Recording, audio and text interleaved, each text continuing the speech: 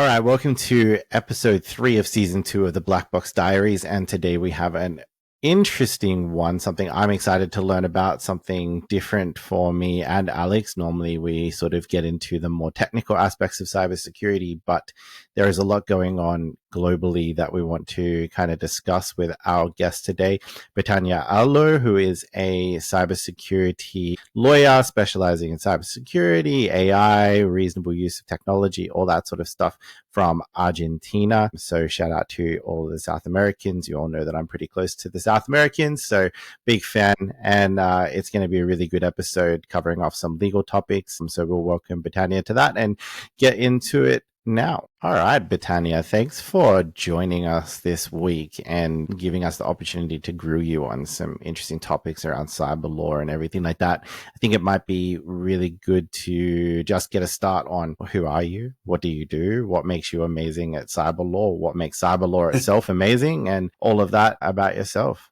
Go for it. Thank you so much. And thank you, Chris. Thank you, Heresy, for the invite. I am very happy to be here. That's a really great question. I like to describe myself as someone who thrives at the intersection of law, technology, and policy. As you said, I market myself as a cybersecurity lawyer. I'm also a policymaker. I have a huge passion for innovation and, let's say, ethical problem solving. My journey began in Buenos Aires, Argentina, where I'm originally from. I worked many years over there in public administration and in local public policy, community engagement. And over the years, I realized how rapidly technology was shaping the world and how the legal frameworks just weren't, keeping up. They weren't keeping pace.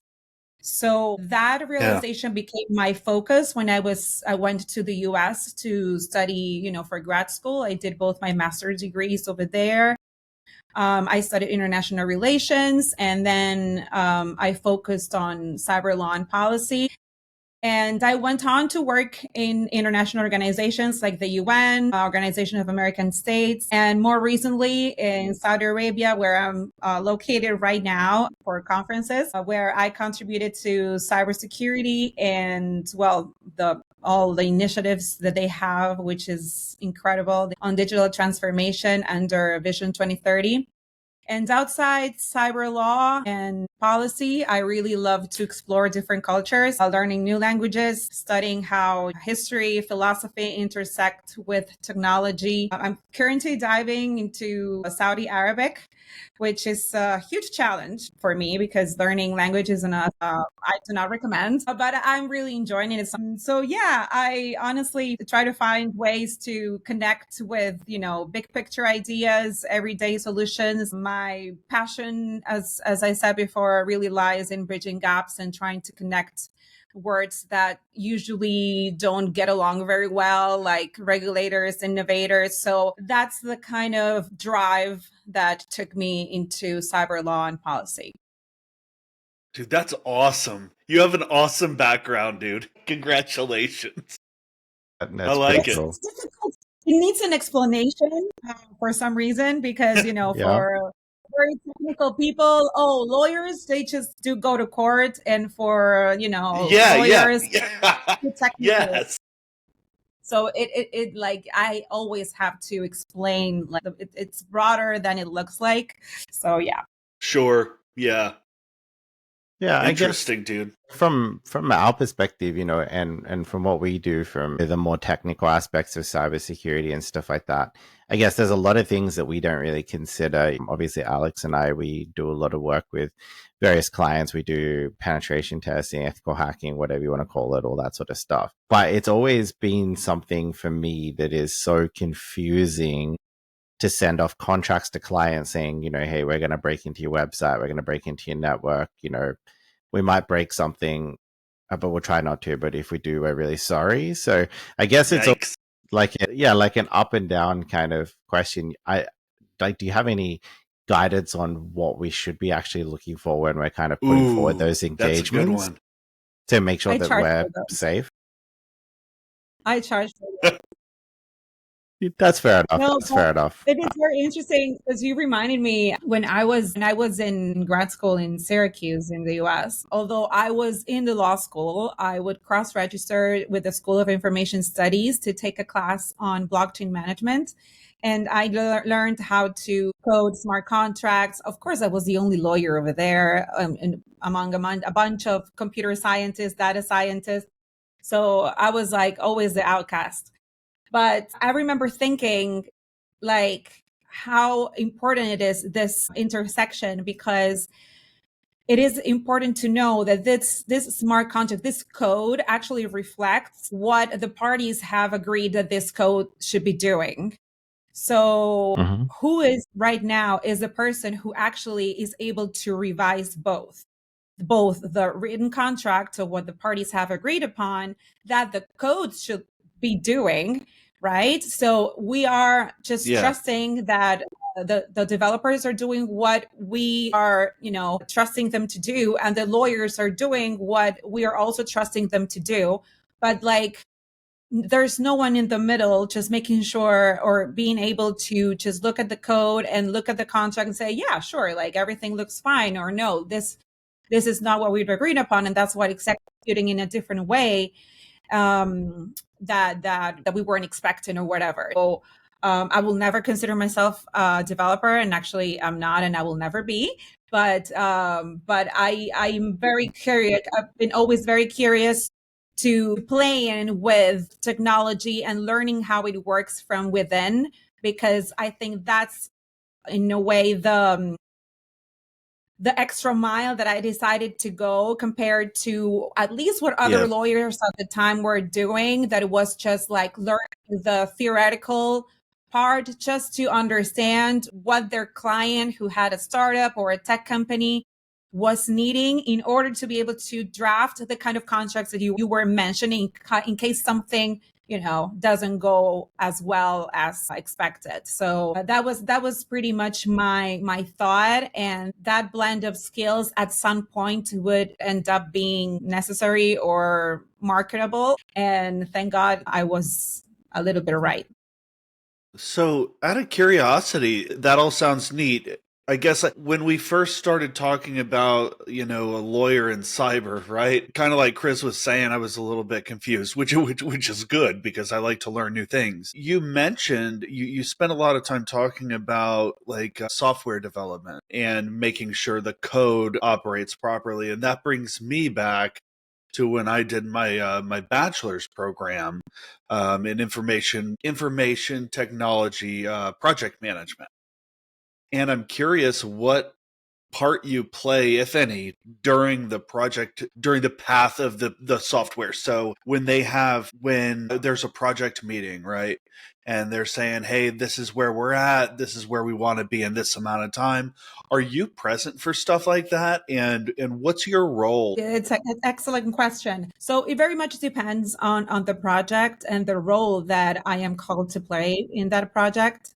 So when I was working in corporate, for example, my role perhaps was more of a leading role. And I did have someone in the team who was actually a project manager, like developing all those stages. And my role was kind of to oversee everything that was going on. Honestly, I didn't have the opportunity while working in corporate to work in very technical things. I have perhaps more a better opportunity now that I'm a freelance consultant. Although everything that is more technical, I have other professionals that look into it. Of course, I am very well aware of my limitations, but we work as a team, and we try to be on the same page all the time. So to answer your question, I try to be as present as possible and try to be in as many meetings as possible, especially because I can bring that perspective from both sides of the counter, if you will. Sure. Dude, that's awesome.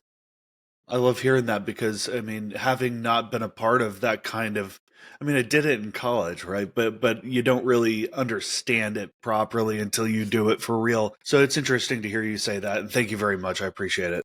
No, it's my pleasure. It's my pleasure. I'm curious. I don't know if this is a question that you have an answer for, because I don't know if anybody does. But I guess cybersecurity regulation, it's different per country. Every country is changing. Australia just released, our Cybersecurity Act, a whole bunch of things happening over here in Australia. But I guess, how do you see international laws evolving to address cyber threats? Is there an opportunity for more cross-border collaboration? That's a great question. So I had the opportunity to have an interview. Actually, it was more than an interview. It was like a webinar that we did with ISA very recently. So it was a good chance for me to look into the Australian frameworks related to cybersecurity. I was also at the ISA at the conference last year.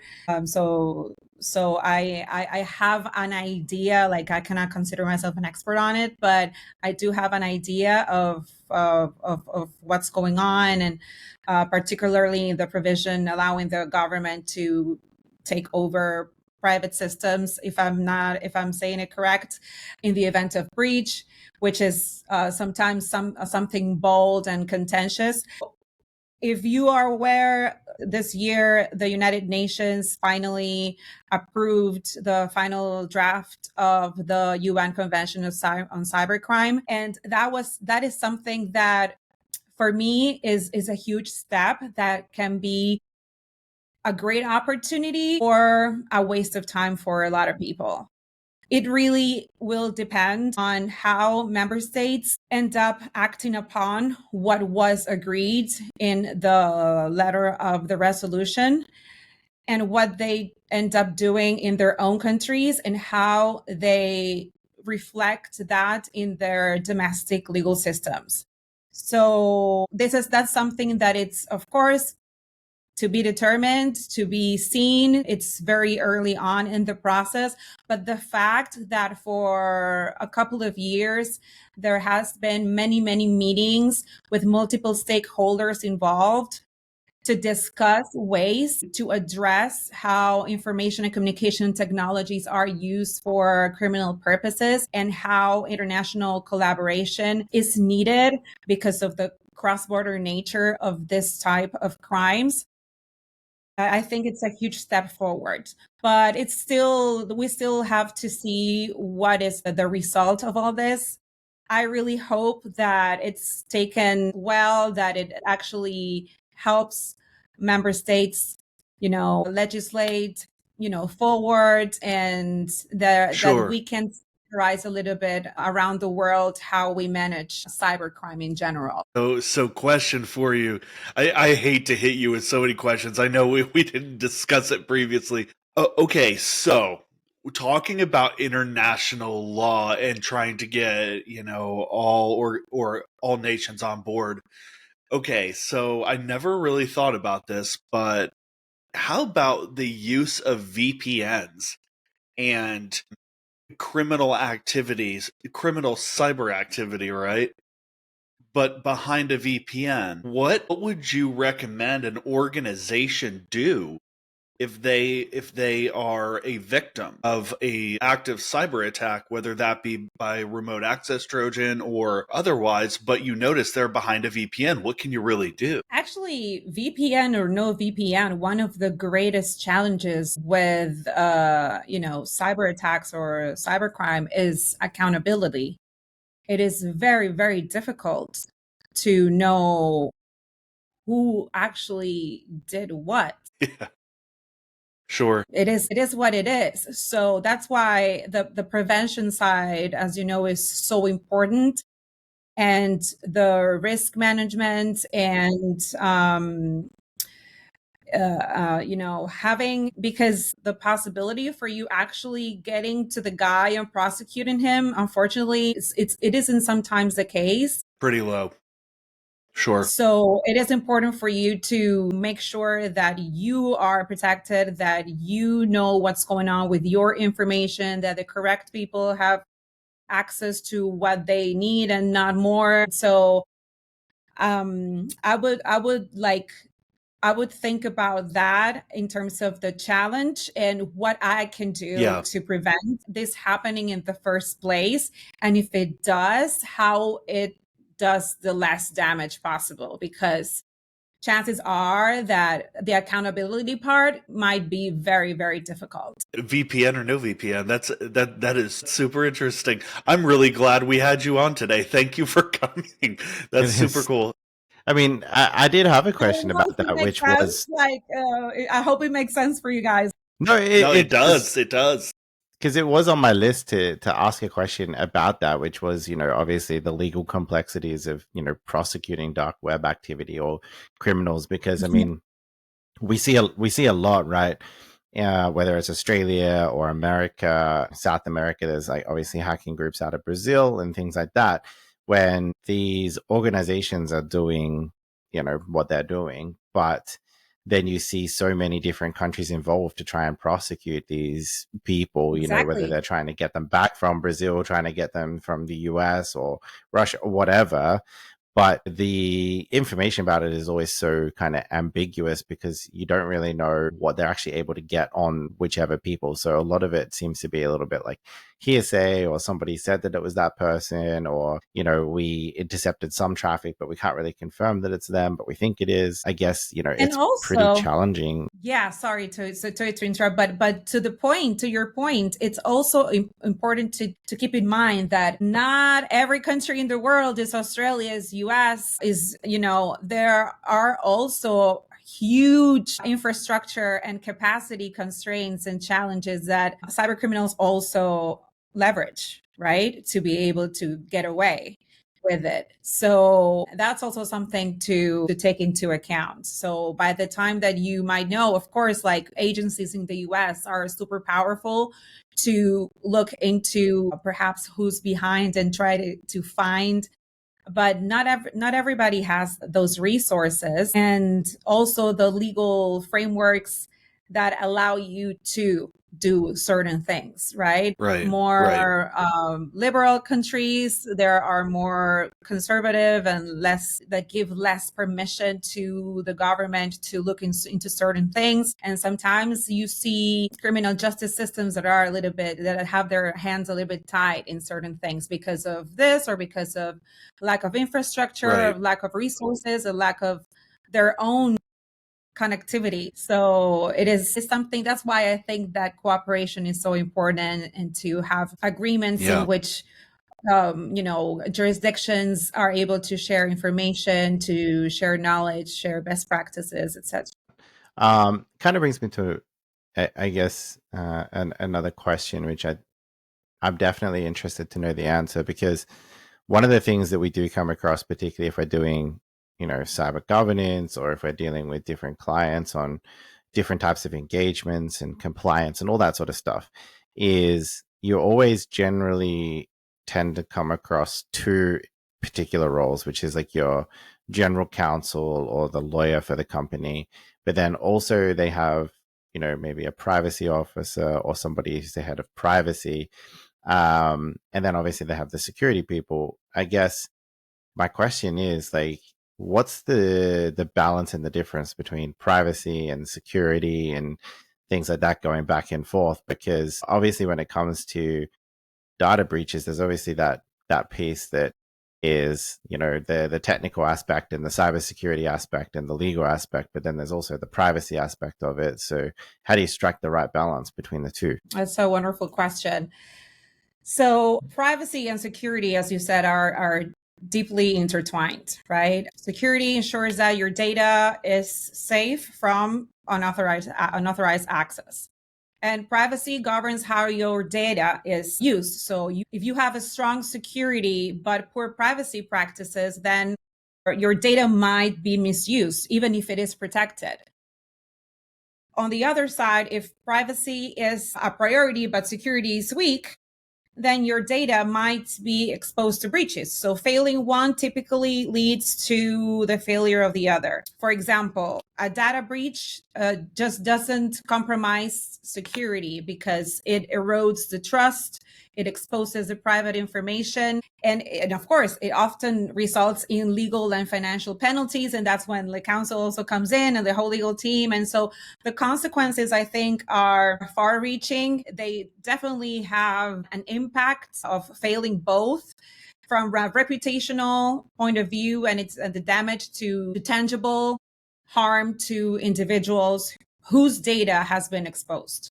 So that's a little bit how I see it, and how I think they are both, like, they both impact together. No, and yeah, because I always find it reasonably interesting when I'm doing those questions, or when I'm working with clients, and then I'm asking security questions, I'm asking privacy questions, and I always kind of feel like I'm kind of repeating myself, because it always seems like it kind of goes hand in hand, as you say. I guess taking that into consideration, legal consequences and accountability for a data breach, do organizations need to take more accountability for protecting our data and our privacy? Something that I always tell my clients is to try to look at the bigger picture and try to step back and look beyond the regulatory fines that they are trying to avoid to pay, that their jurisdiction is required, for what their jurisdiction is particularly requiring them to comply. Because I think that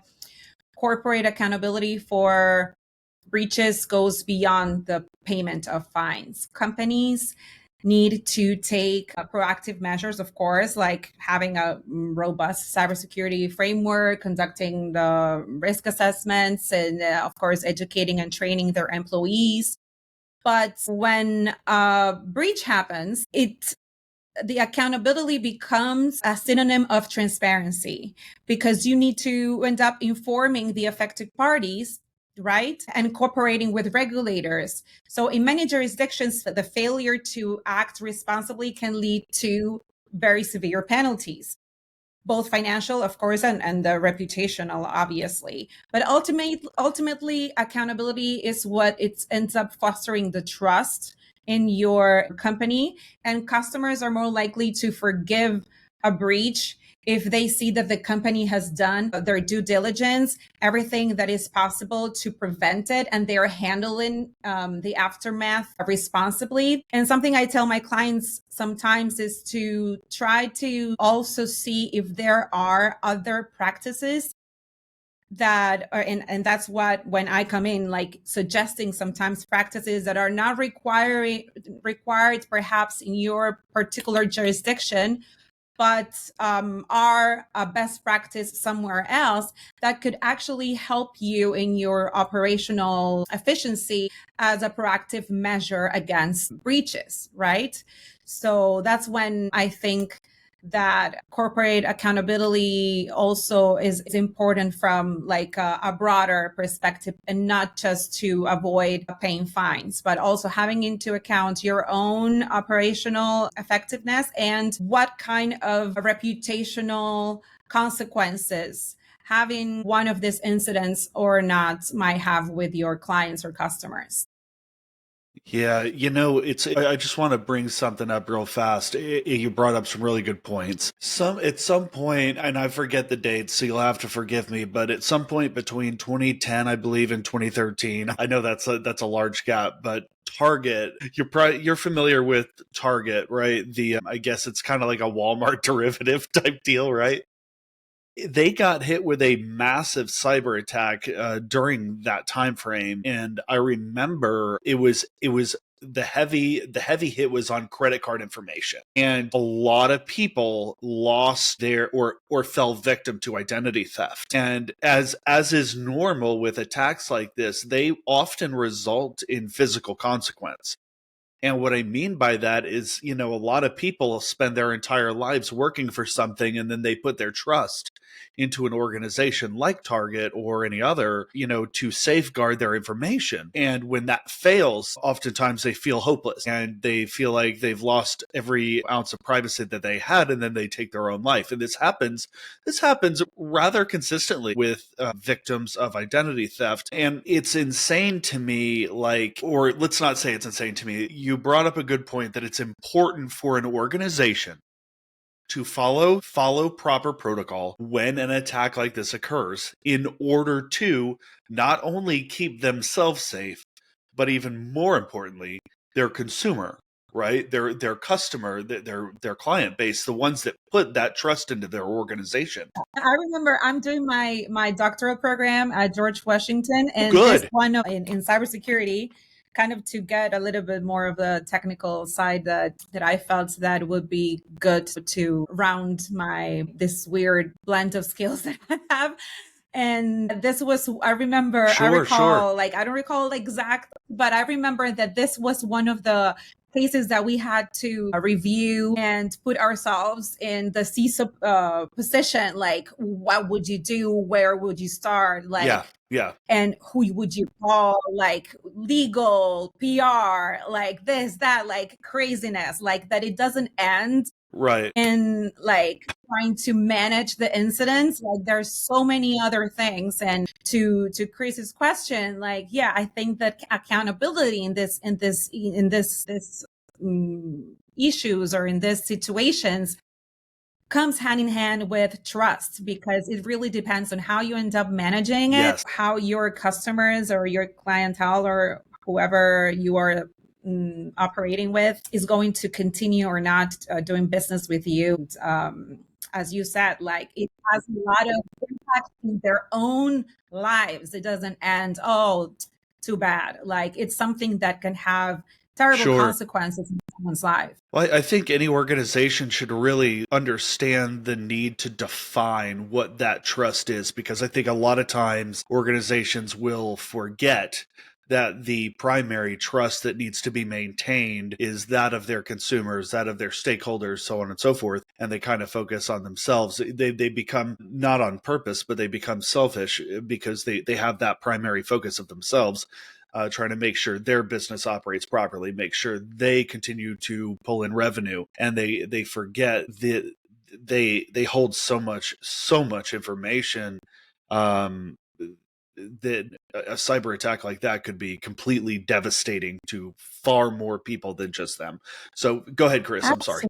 I'm sorry. No, that's fine. I guess my question, I guess, kind of expands on that a little bit, because if you think about a scenario like cyberbullying or something like that, people push the boundaries of what's capable online and that anonymity that can come with it. But if that anonymity isn't there, right, and then say they've bullied somebody who makes a decision or a bad decision and they take their own life or something like that, the people that push them down that path are accountable, and they do also face the consequences of what happens from there, right?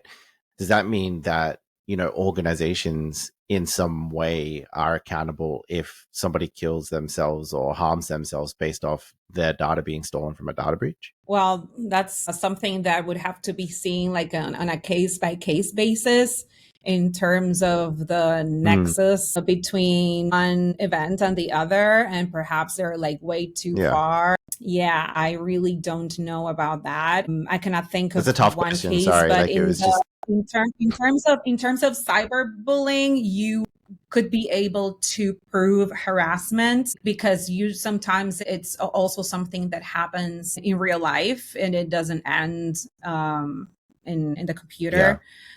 Especially, in the context of high schools or schools, etc. Yeah.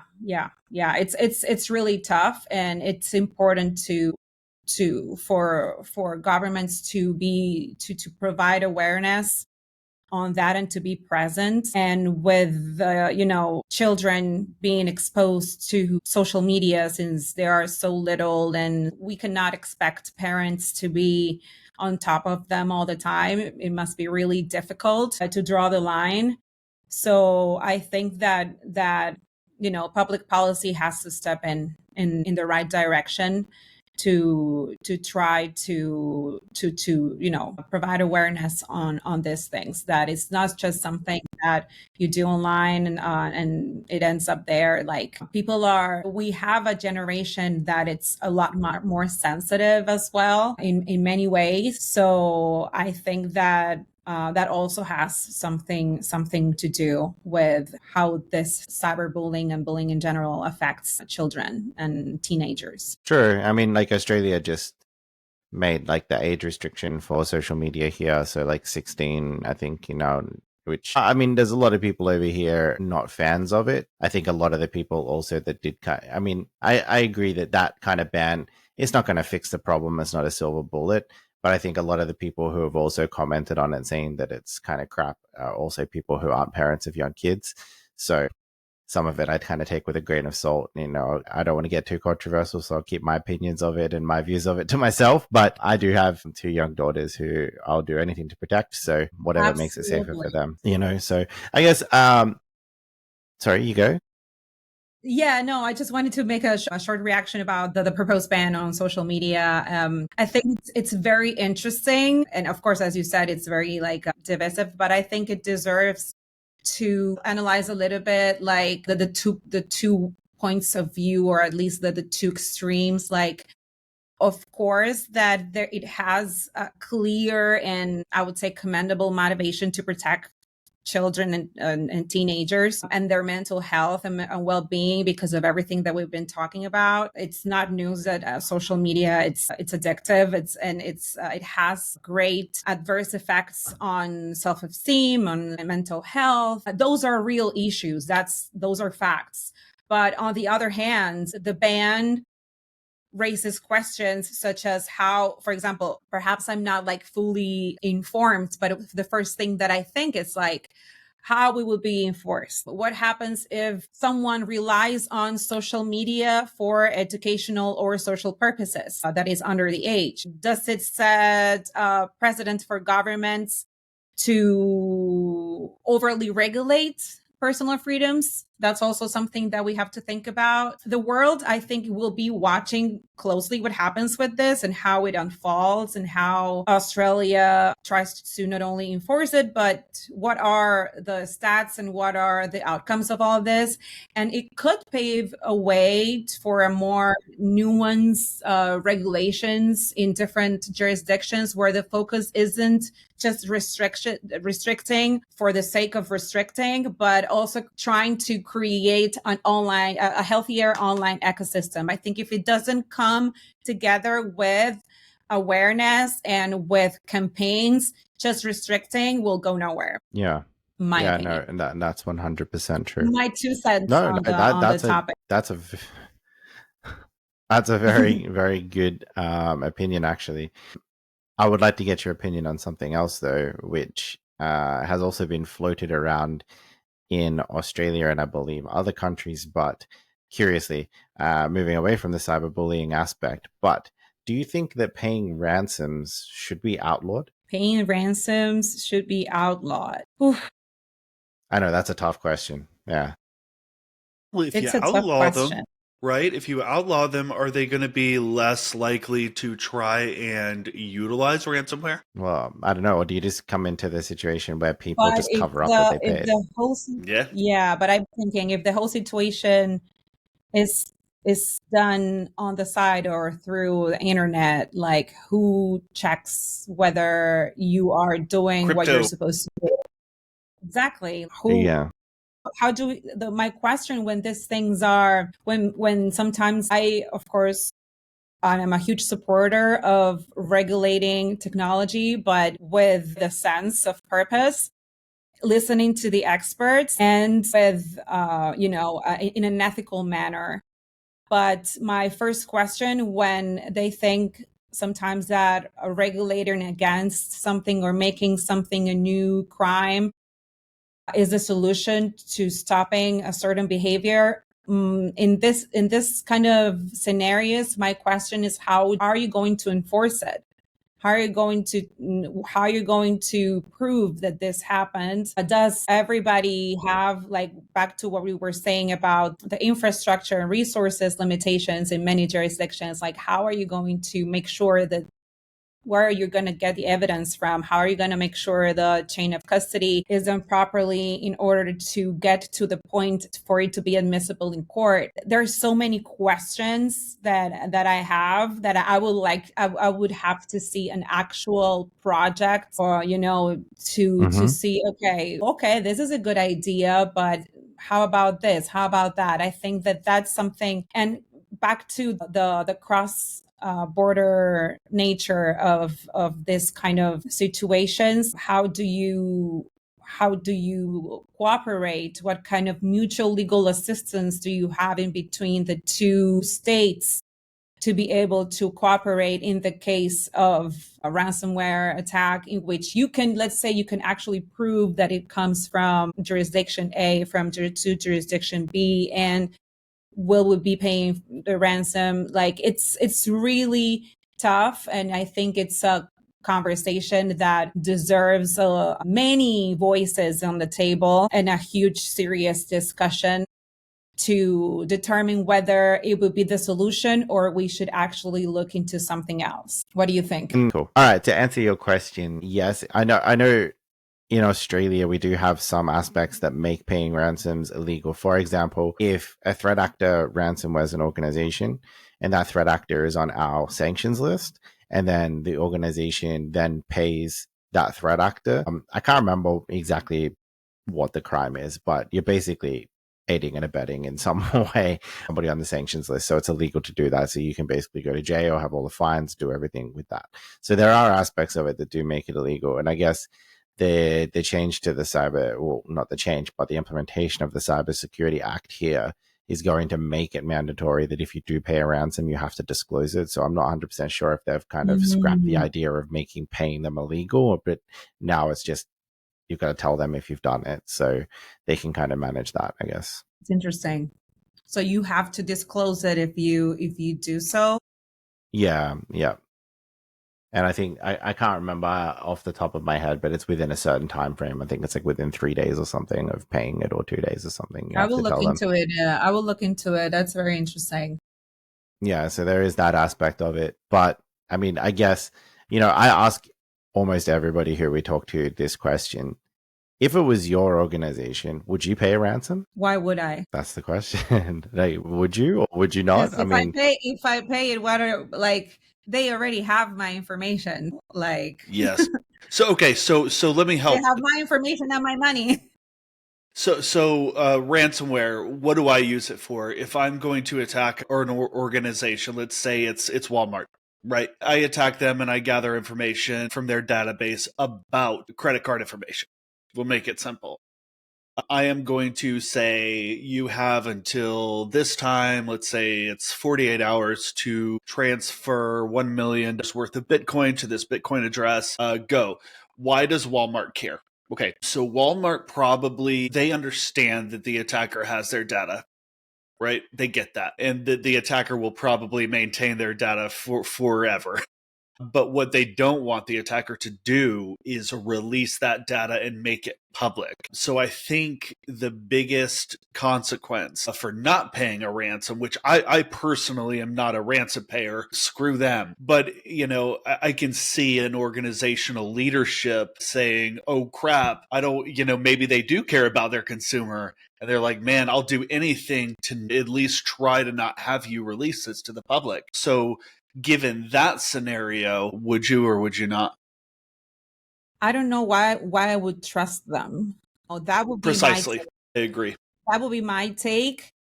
At the end of the day, the organization is going to end up doing what the leadership decides. But at least that's how I view it, and usually what major frameworks suggest to do, because you're kind of feeding the issue, right? You're feeding the whole cycle, but it's not a one person decision, something like that. Yeah. And sometimes when I see that, for example, not a long time ago in Argentina, it happened that a lot of sensitive and personal identifiable information from the direction of migrations of the government of Argentina got leaked in the dark web, and like a lot of information when you were in, you were out, everything. And of course, they were asking for a ransom. And I don't know, they did not disclose whether they paid or not, but everything was already public. Everything was already public. And my question was, how did we get to this point that these people could get their hands into this information that is so critically sensitive?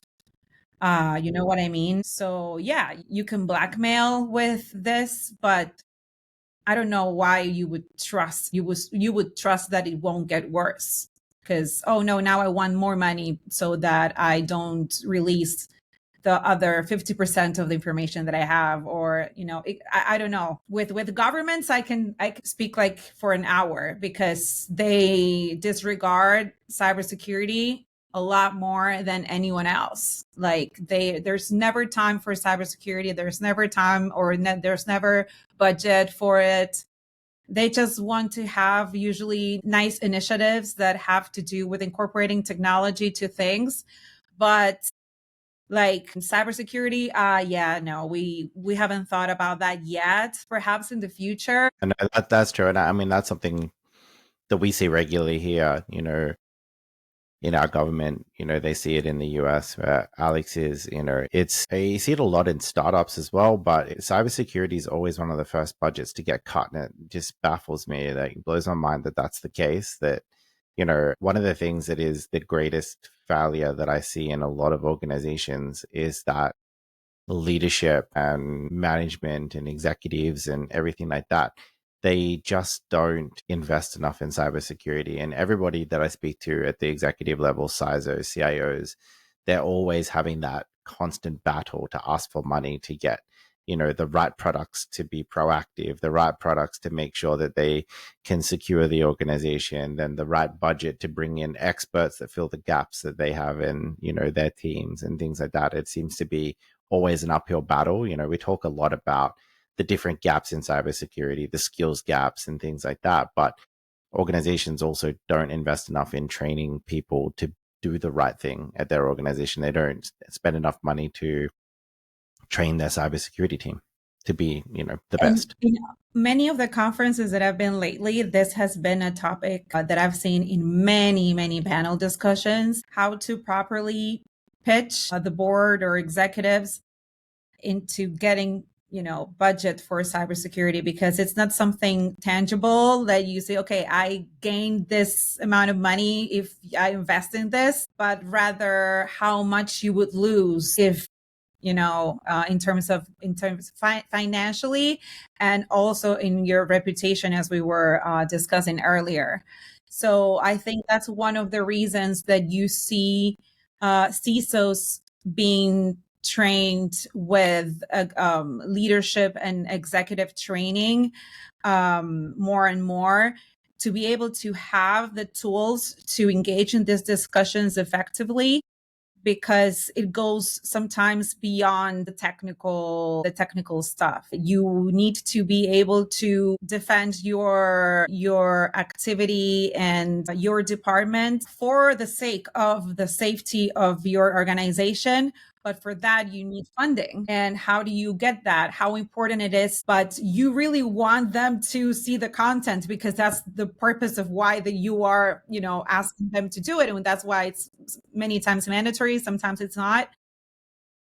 But you need also to have a budget to, make this programs engaging in a way that people pay attention, because you depend on them as a line of defense so that things don't happen. So it's not an easy task. It's not an easy question. It's very difficult. And I've seen, in this discussion, different points of views from, people who work in different areas, and how tough it is to have these conversations and to actually put it in their language, in a financial kind of language, so that they understand the importance of it.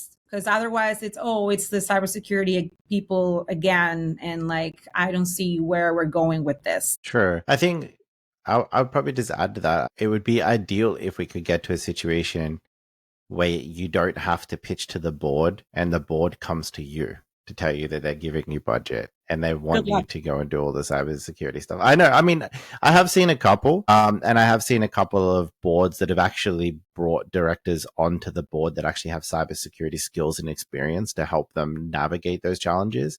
And a lot of that was the outcome of the Australian Institute of Company Directors releasing their principles for board directors, and a lot more focus on director responsibilities when it comes to cybersecurity.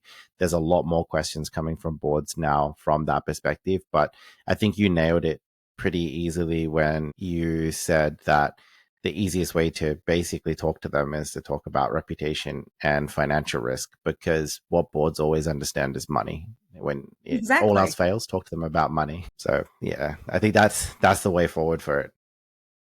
All right. One more question for you before we kind of wrap it up. It's going to do with the legal implications of AI and cybersecurity. From what I have seen about you and all of your experience, AI is also one of your fields. So I'm interested to get your view on that. Well, thank you so much. I think that's a great question. And I think it has different ways to portray it. And I'm going to try to be as down to the point as possible. I'm sad that it's the last question. I'm having really good time and I'm really thankful for this conversation, this discussion.